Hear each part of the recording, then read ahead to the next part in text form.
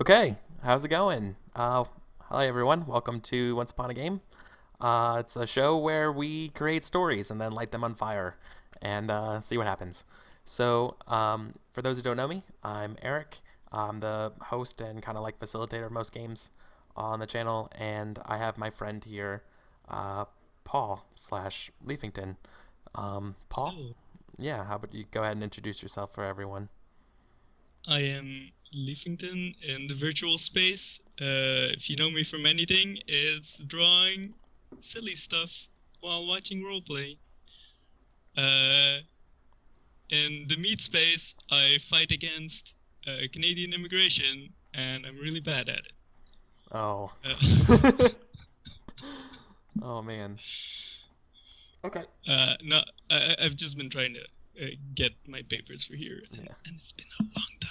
But Yeah. Well, good luck, man. I'm pulling for you. So I just got back from a trip from Canada, and that's an awesome place. Talk about wanting to immigrate too. That is a 10 out of 10 place.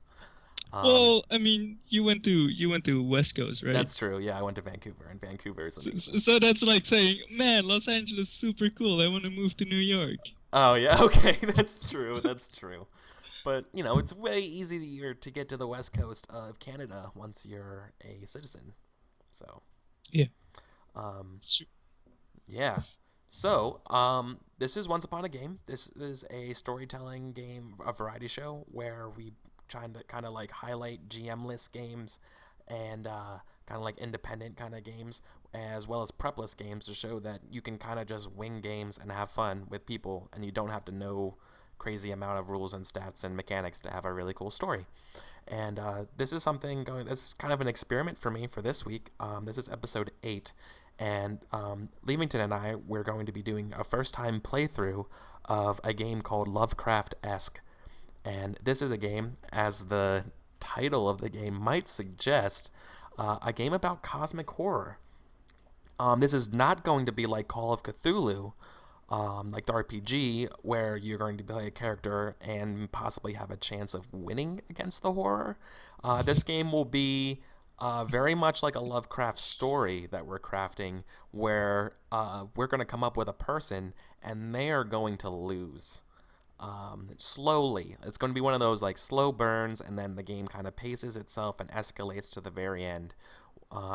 It's very much like a classic kind of like Lovecraft story structure, where the cosmic elements, the actual horror, the revelation, the monster, whatever it is, kind of just beats down the witness, and which is the main character, and we'll see what happens. Leamington and I, we haven't played this game before, but we're just gonna wing it here. And I've heard nothing but good things about this game, so I'm excited to get started. Are you ready to get started? Yeah, I'm excited. I like how they really like codified Lovecraftian stories Yeah, yeah. and just made it into a storytelling game. And I'm not a huge writer, but when you were like it's Lovecraft, I'm like I want to be in this. So Yeah. I'm really excited. So Livington and I are going to take turns switching between playing the person and being the GM, which is in the game's terms the narrator and the witness. And we're going to be alternating back and forth until we get to the stunning conclusion. Um, so, uh, Leamington and I have a copy of the rules, and we're going to be doing what the teaching guide tells us at the start here. So the teaching guide is intended to be just a summary of the rules, and I'm going to be the facilitator, and I'm supposed to be here to kind of jump in and explain a rule if it's necessary. So with that being said, I'm just going to get started. We're going to use this teaching guide to help us learn the game, and we're gonna read out loud section by section as we play, so we don't have to learn all the rules as we go. Um, if you're don't worry about scenes or anything like that. You're not sure how anything works. We'll come to it in due course. So then Leafington will say the next part. Right. So this is a storytelling game to recreate the slow-building cosmic horror of H.P. Lovecraft. We're going to take turns to reveal strange clues, one scene at a time. We won't discuss where the story is going, but after each scene, we'll privately leap to conclusions about what the clues mean, and then use those speculations to steer our contributions to the story. In the end, one of us will weave it all together into a terrifying finale. Yeah, so that's kind of like the structure of the game. Like, we don't know what the horror is going to be or even where it starts, and through our playing of the scenes and investigations, we're all going to come together at the conclusion of what actually is going on behind the scenes. So each scene will take turns to play the witness and the narrator, as well as watchers. But since there's only a two-player game, there's no one to play the watchers.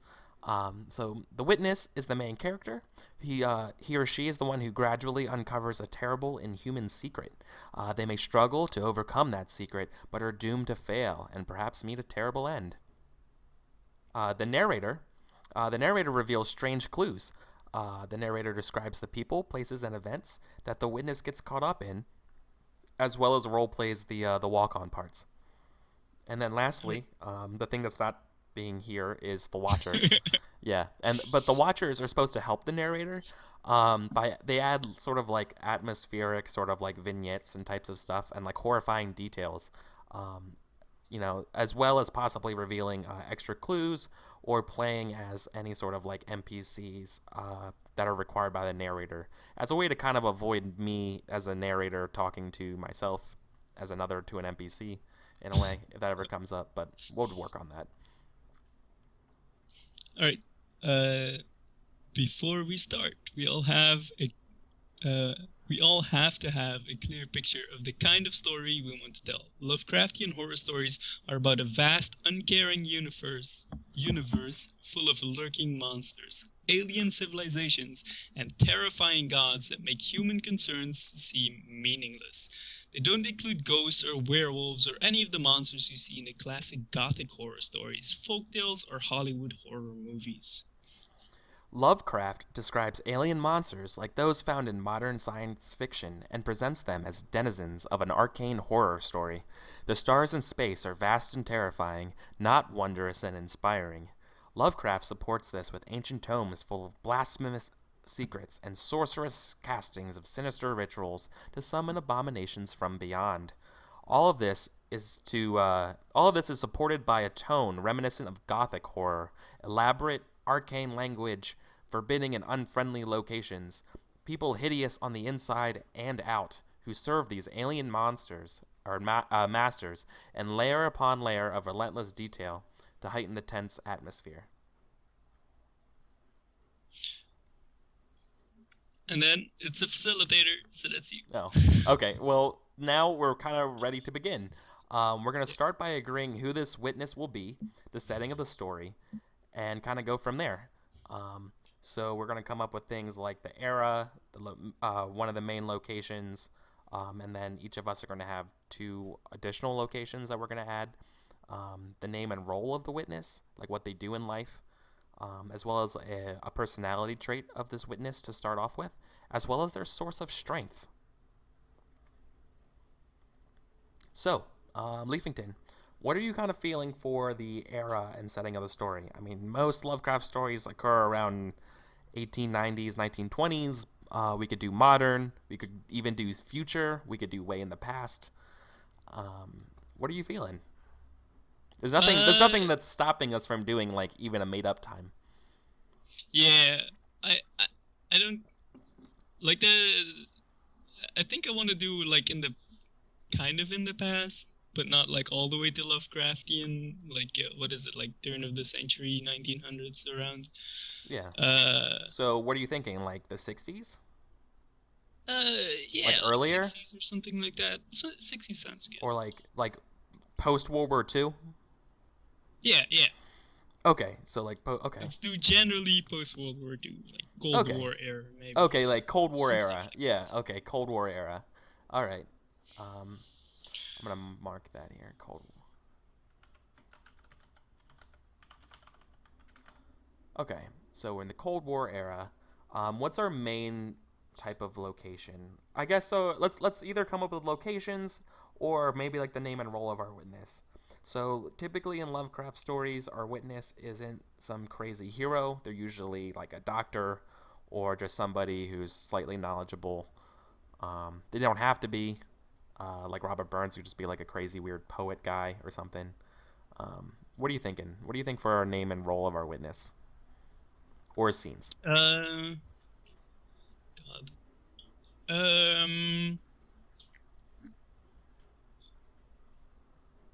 All right. So I had, because I knew we were gonna play this. I just concocted this idea today Sure. of like this. I don't have a name at all, but it's like and it's also in a location already.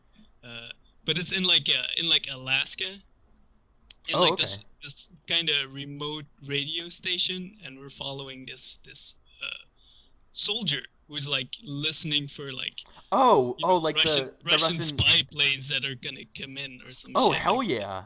Oh, I'm feeling okay. Yeah, let's do that. So the main location. Um, do you want the main location to be remote or like a populated base? So I want there to be more people than just the one, but I Yeah, do think that it would be, like a small team of away people. from. Yeah. Yeah. Okay. Cool. So we'll call this um, forward listening base um, Lima. Okay, that's going to be the name of our main location. Forward listening base Lima. Um, as in, um,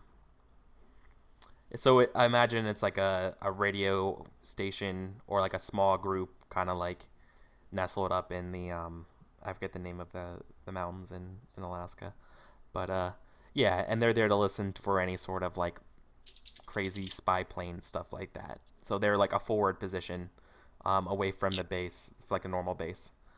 Um, Yeah. cool. And Um, they probably have like some locations that are like antennas. oh yeah, they absolutely have like a giant radio tower, or Mhm. like, well, not giant, because I guess they're kind of like obfuscating it for camouflage stuff. But yeah, like Yeah. they have a pretty solid radio tower Or stuff. like they're a big radar dish somewhere, like Yeah, or internet yeah, radar, hmm or they're the type of I guys. don't know. I don't know if you want to have like a civilian thing nearby. I'm not sure about that, or if it's like Um, really. I imagine it would probably be far out, but it's possible. I mean, there's some pretty remote people who live up there. Um, There could be native uh, yeah, people. absolutely. Yeah, absolutely. Inuits, totally on board here. So I'm thinking this place probably has a lot of like various radio towers, kind of like around the places that they're responsible for keeping up to like pick up the different signals in the mountains. Hmm. Um, so what should be the name and role of our witness? Because then we'll come up with for sure the scenes. Because like I feel like we're getting a pretty good picture of what we of kind of the zone and everything we want now. But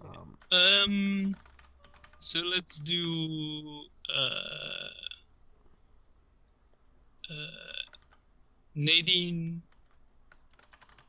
Kreutz, which or Kreutz, whatever. Kreuz. She's from a German family. oh, like cross, like French cross. Yeah. Okay.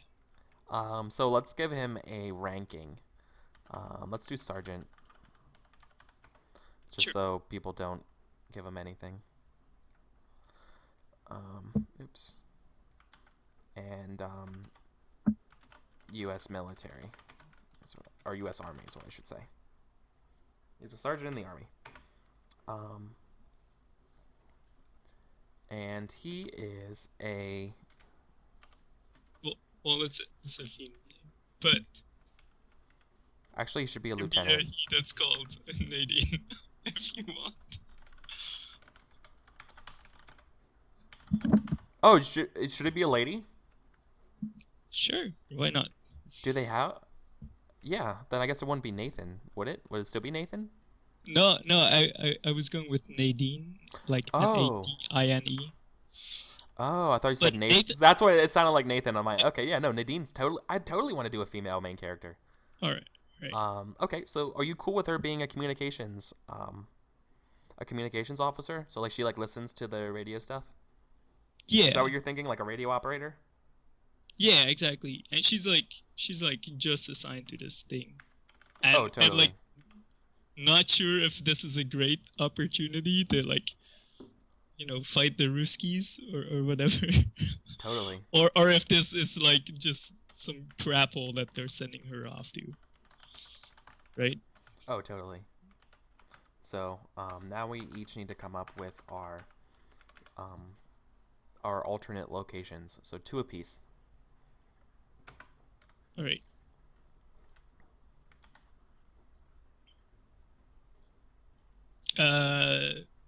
So the main location is or actually that's just the location for everything. So the first one is just their base. Like they have a base where Yeah, we they need go to sleep, to hang out. All their important equipment is yeah, there you know, except we for have like that. antennas and shit. Yeah, so we have the main location, which is the forward listening base Lima, and located in remote Alaska. Um, Now we need to have 4 alternate locations. I'm gonna name one. All right. I'm gonna name it. Hmm.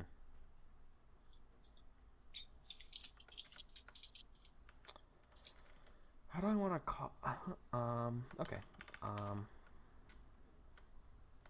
I'm gonna call it Supply Base Zulu, and that is the name of a kind of like the quartermaster stuff. That is sort of like a what do you call, like a repository for equipment and everything in Alaska. It's far away from the forward listening base. It's like a couple day. It's like a probably like a 5-day journey, like there and back, for anything that Okay. you need. But it's like Yep. kind of like the military supply base in the area. All right.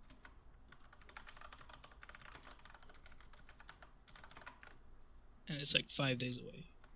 Yeah, say about 5 days away, and that's by car or by like, whatever they use, truck. Okay. Bye, truck. I'm just writing Yeah, it. yeah. I'm making notes of this in the document as well.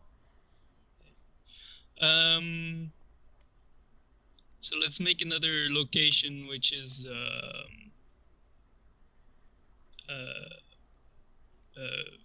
radar dish alpha. Awesome. Which is like their main radar dish. It's in this crater that was like from some kind of meteor of like way long ago. Like Ooh. people don't map it out, but it's kind of like hidden like that. So Oh yeah, no, totally. So yeah, it's if you take like aerial pictures, it would just look like a crater because yeah.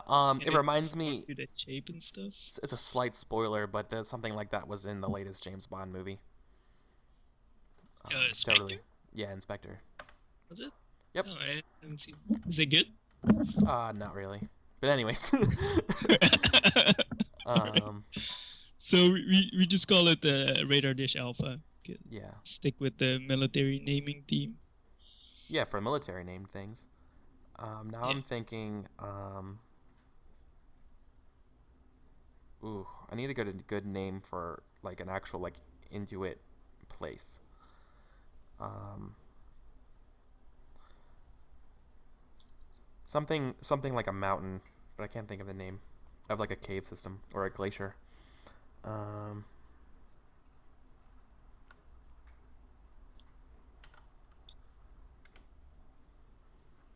I have to look this up.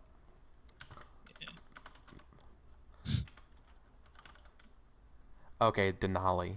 Um, Denali. so I'm gonna call it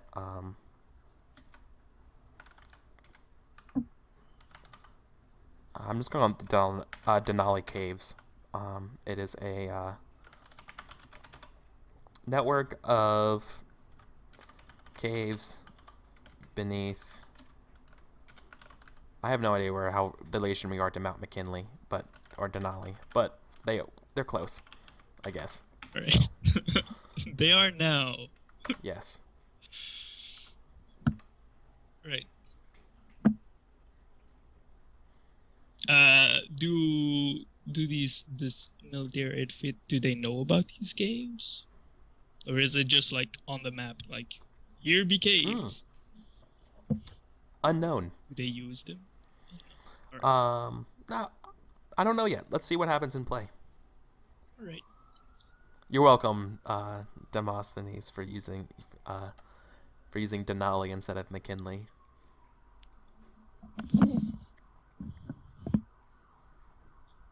All right. So one more for you, and then we need to come up with a personality trait and source of strength for our guy. Yeah. God,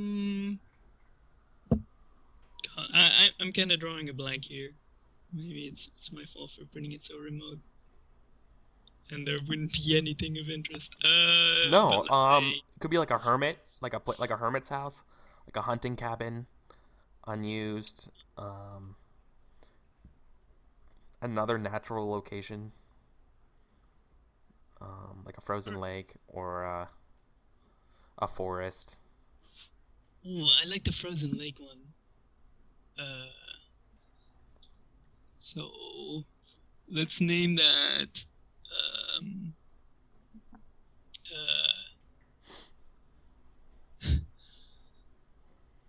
Yeah. While you're coming up with a name, Nick asks, "This is a work in progress version of a game, right?" Yes, it is the work in progress game. Currently, this was just recently funded, I think, at the end of October on Kickstarter. So the game's not out yet.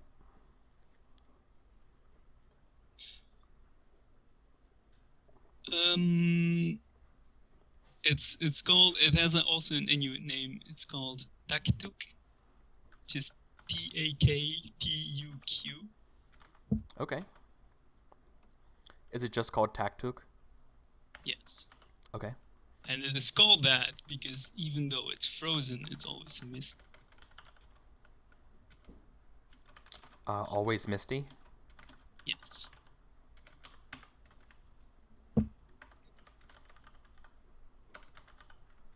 Cool. Great locations. Okay, so now we have our witness's name. Now we have to come up with a primary trait of our witness, and then their sense of strength. Or their source of strength, I should say. And then we're ready to begin.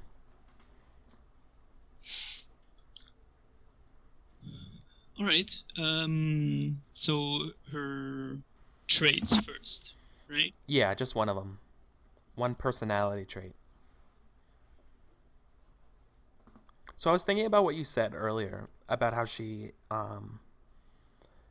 thinks that this may or may not be a good thing, like her transference to this radar dish. So she might be doing something like So I was trying to think of her being very disciplined, or like very like patriotic, or like she loves the fact that she's in the army and like trying to make a difference. Okay. So I was thinking about doing something like headstrong, or vigilant. All right. What do you think? Or like patriotic, like, you know what I mean? Like she's proud to serve in the army. Yeah. I think especially patriotic as a woman. maybe be maybe more like a source of strength for her.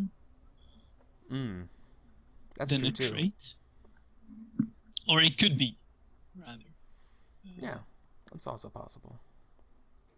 I have a. See, she could be patriotic and we can do like her trait is that she's stubborn, and her source of strength being patriotic. Okay. Well, I think her trait would be she's proud. Okay. I'll probably proud to serve. So then what's her so wait, are we going to do this like completely one-dimensionally with her being maybe not. Like, yeah. Do you think she's religious? I mean, I guess we can do that. Is she married? you do kind of like end up adding traits and stuff Yeah, as you play. exactly. To just kind of develop the character. Yeah. I have a really hard time with Source of Strength. Or like I read that thing and I was like, I'm gonna struggle with this. Well, it could certainly be her country. I prefer something a little bit more personal. Yeah. Like, her source of strength would be her parents. Like her father possibly was a proud army person. Mm-hmm. It could also be religion. Could be. It could be her country in general. It could be her family. It could be religion. Those are the big three, I think. Yeah. Yeah. If you want it to be more personal, then it's her family. Her husband, maybe. Her husband would be good, I think. Yeah. Okay. What's the husband's name? Something. Crew. Mark. Mark. Sure. Super easy. But I'll spell it with a C. Yeah, because it's French. Yeah. Okay, cool. So, Lieutenant Nadine Crew, U.S. Army Communications Officer. This is a Cold War era forward listening base. Okay. So I think we're ready to begin, actually. All right. Okay, so we're nearly ready to start our story. Our first scene has to contain a strange clue that hints at the horror to come. So if either of us have an idea for the first clue, don't say it yet, but you can be the narrator for the first scene. At the end of each scene, we'll pass our roles, and we'll pass our roles to the person to the left. Well, for us, we just alternate, so everyone gets to go at every role. So, do you want to be the narrator first, or should I?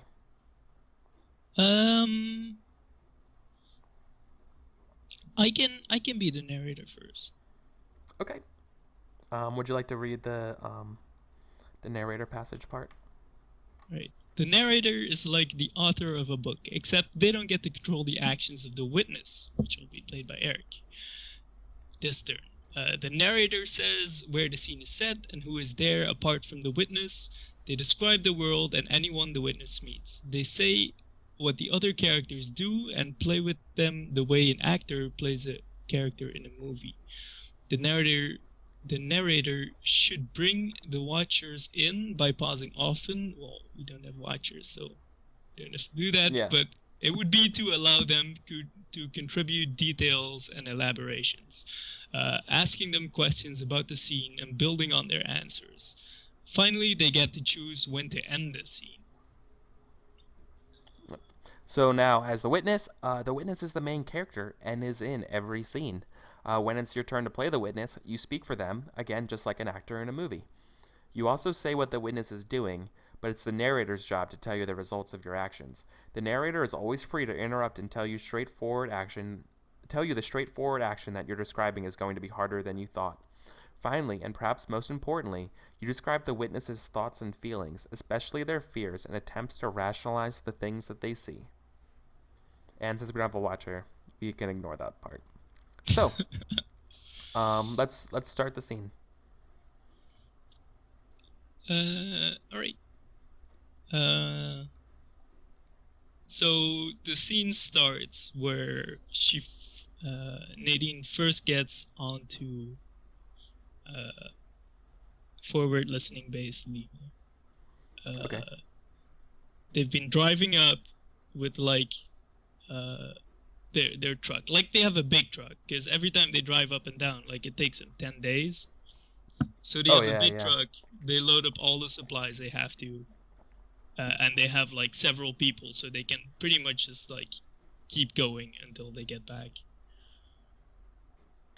Yeah, totally. So am I driving? So, yeah. You probably wouldn't be driving. Mm-hmm. You'd probably just be sitting, because you know they have their schedule all set up already. For okay. Like, Yeah, someone else is drive. just. They're like, no, like I'm supposed to drive now. Yeah. Okay. This is Yeah. army. You can't just drive willy nilly. Okay. So you're sitting in the truck. There's probably like I don't know, like 4 other guys with you. Hmm. That are all personnel, or people with you that are personnel. Oh yeah, Uh, totally. Because like nobody would be going to this base otherwise. Yeah. yeah, exactly. And like the back of the truck is full with just like general supplies of like food and fuel and like some repair equipment and Yeah. stuff like that. Totally. And we come in like when you're kind of getting out of this super long car ride. Like you've been like just driving on this dirt trail. Like you wouldn't even call it a road for like 5 days straight, almost no stopping. It's been crazy. Um, so I think that's where we come in. What do you feel like? What do you think when you Yeah. first come in? Okay. Yeah. So I think Lieutenant Nadine probably is getting antsy like on the way over, like going. I imagine like the truck navigating very like narrow mountainous passages, like passes and stuff like that. You know what I mean? Like on the Yeah, sides of these mountains, getting up to the radar base, or excuse me, the listening base, and yeah, it's like super remote. Um, and I think at one point she would have asked the driver, um, something like asking her about the base and stuff like that, and he probably didn't give her a very like solid answer, about like the people there and everything like that. Sort of like a you haven't deserved, or maybe it's because you're a woman, but also because you're new. You just whatever, like you haven't fitted in, like you haven't fit in yet. So we're gonna yeah. kind of like haze you a little bit. So I think she's going to double down and try to like feel ready to serve and be ready to commit to like whatever they say in order to prove her worth. Like she wants to prove that It's she's a filled valuable with member of the team. determination. Yeah. So I think she's probably goes over to the like the head of the person.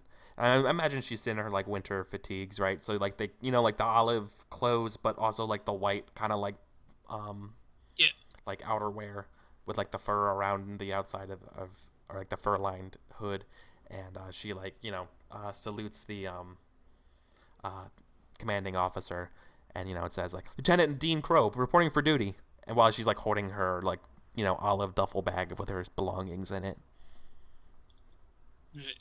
He salutes her back, like Yeah, obviously being like I'm the superior, so I have to do like the half-ass salute kind of thing. yeah, yeah. Um, and then shakes your hand, like smiles kind of warmly, and Oh, okay, yeah. he's a what was Nadine's rank? I don't know about the army Lieutenant. ranks. She was a lieutenant, so he's like one higher. Yeah, Should be a captain. yeah, Captain. Yeah, So or also lieutenant, just like a higher ranking lieutenant. But that's fine. Yeah, right. So he's like the guy in charge. So sure. Yeah, he's Tanner Jackson. nice, good name. Like you can call him Tanner. I'm just gonna make a note. It's like you're gonna be holed up here for a long time with us. So better make yourself comfortable. And he She shows you around the base. yeah, like I think Nadine kind of like sighs when she says that, or when Tanner says that, in a way like this is it, Nadine. You're gonna be in. She's thinking to herself like, you made it this far. You made it through basic training. You passed all, like you aced with flying colors. All of the officer and communication stuff. You're a master at codes, stuff like that. You're gonna do your country very well here, even if it's cold and not like sunny Kansas. Um, you'll be doing you'll be doing just fine. Um, Yeah. and I think while he's giving the tour, I think she starts it starts kind of sinking in a little bit about how far away her husband is from her. Yeah. But she kind of like holds true, but her mind starts drifting towards her husband. So then, at that point, he leads you past a door that he doesn't tell you what's behind. Mm. There's like this curtain, like there's a little window in it with a curtain, but it's just open like a crack, and you see a guy being like out on a stretcher or a bed or something like that. Yeah. And he has like a bandage over his face, and there's like blood on the bandages Oh, like where over his his eyes would eyes? be. Yeah. Yeah. Ooh. But Tanner doesn't mention anything about it at all. Like Yeah. he just walks straight past it and then goes on like, and after this is the supply closet, and then Yeah. here is the lavatory, and then Yeah. here Like the guy's like passed out or something, like on the stretcher. something It like looks that. like that. Yeah, like Yeah. he's just lying still. Yeah. Yeah. Okay. I think Nadine kind of like just kind of toughens it in a way. Like she doesn't bring it up. Like this isn't the right time to bring this up. But it's definitely made her think like, oh, I didn't think it could be so dangerous up here. This should be, you know, like this should be relatively safe. Why, from that, this would be a really easy kind of way to serve my country. And with the seed of horror sown, so the scene ends. Okay, so I'll write that in the first clue. Yeah. Yeah. Oh, I guess then. Yeah, I guess she would probably. I know the scene's over, but I'd probably think that she would be. Yeah, like it must have been like a weird like electrical issue or something like that, like or like some kind of freak accident. Nothing too serious. A soldier with a wounded face. How would I would describe the clue? Bloody. His eyes are damaged. Yeah. Sure. Yeah, or bandaged. And like I think by the rules, like we can come back to it, but like his damaged eyes are the clue already. So we either have to like build on top of that, or just be like, well, the scene involves him and his damaged eyes. Okay. I'm gonna quickly grab inspiration for some ideas. I think we can, at this point, since the scene is over, we can add traits. Oh yeah, that's right. So we add a trait. Yeah. And we do the jump to conclusions bit, which is my favorite part of this game. Okay.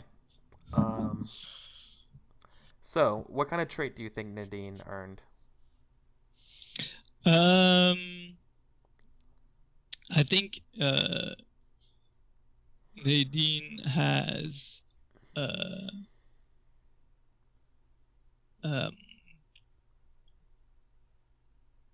God.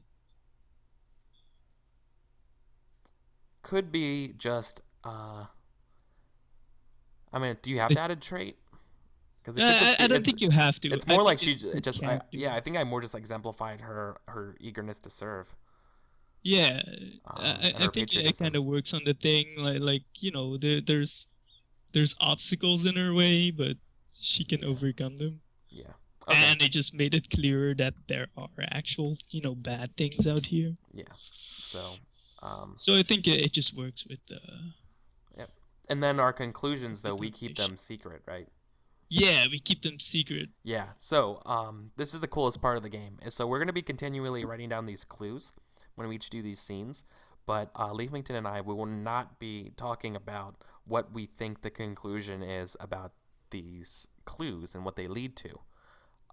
That will be for the reveal at the end of the game. So the next step will be my turn becoming a narrator. And and I will be the witness. Yep, so I'm going to quickly look at the inspiration to get an idea for a clue that I want to use.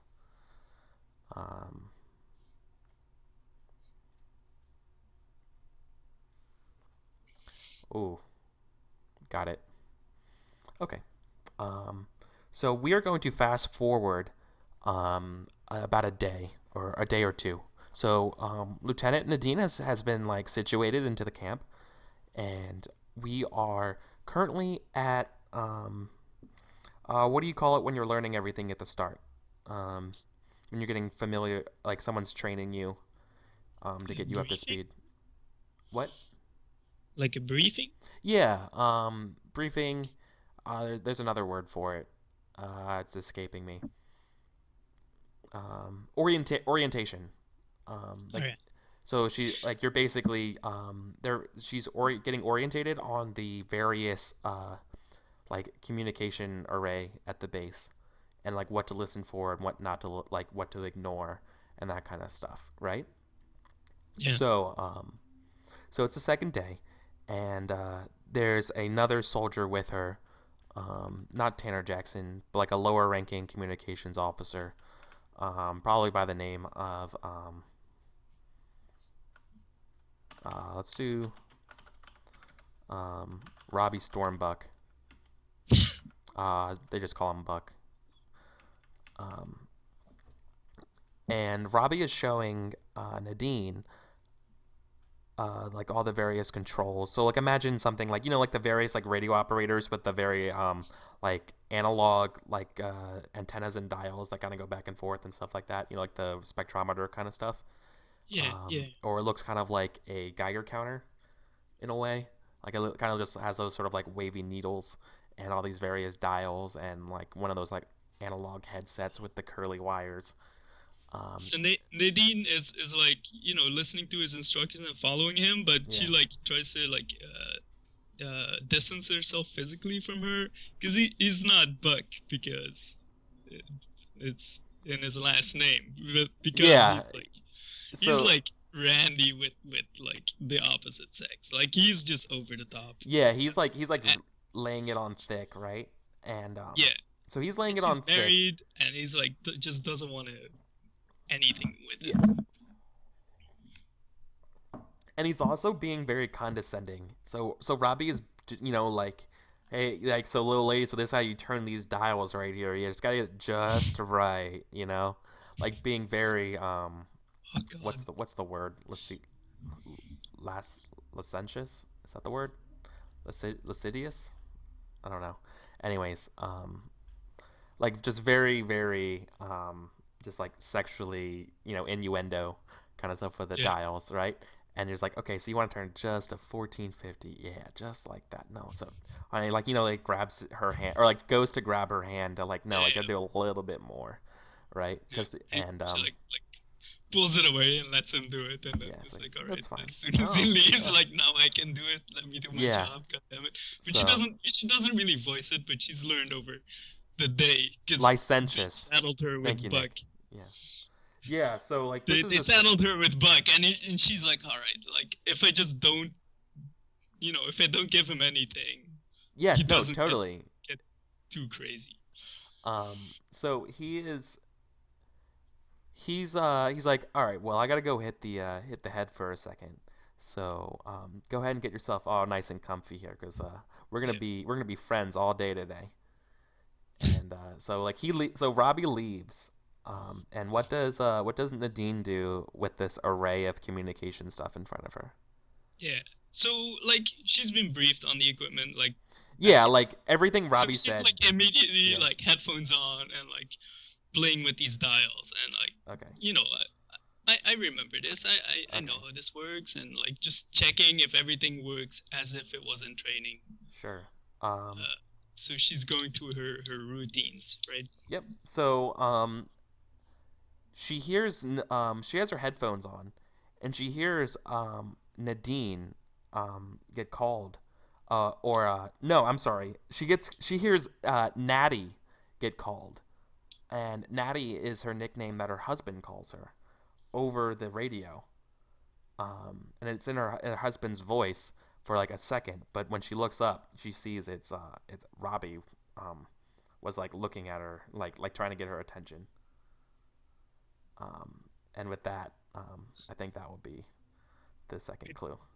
Did she did she hear it over the radio or did she Don't know. uh It sounded, yeah, like it sounded like it was crystal. It sounded crystal clear, so it could have been both or either. But it's really Robbie was coming in and said Nadine. So Yeah. God, cool. So what's the clue is? Naughty. Naughty, like her, like a nickname. Yeah. Was heard over the radio. Voices calling her? In her, husband's voice. Calling her. Yeah, something familiar calling her. Yeah. Okay, so what kind of trait do you think Nadine earned? She could get the maybe like homesick. Yeah, After that thing. I'm fine with that. It's really sinking in that she's gonna be in this place for like a very long time. Yeah, totally.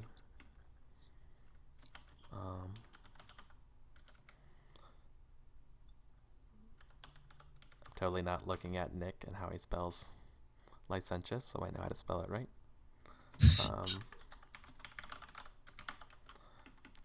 Okay, cool. So now we do our jump to conclusions. Whenever there's a way, I don't think it's a good, no. I'm trying to think of a way maybe I could share what I'm thinking with chat with a way that you don't hear, but I could maybe mute you, but I don't know. Or I think it might just be a fun surprise. I think it's fun, and I think if like chat is like jumping to conclusions with us, it'd be good. Yeah. So. Okay, so we're at 10 o'clock, which will be the start of our first break. So how about we mull over what could possibly be forming from these clues that we're coming up with, and we'll see you in about 5 minutes.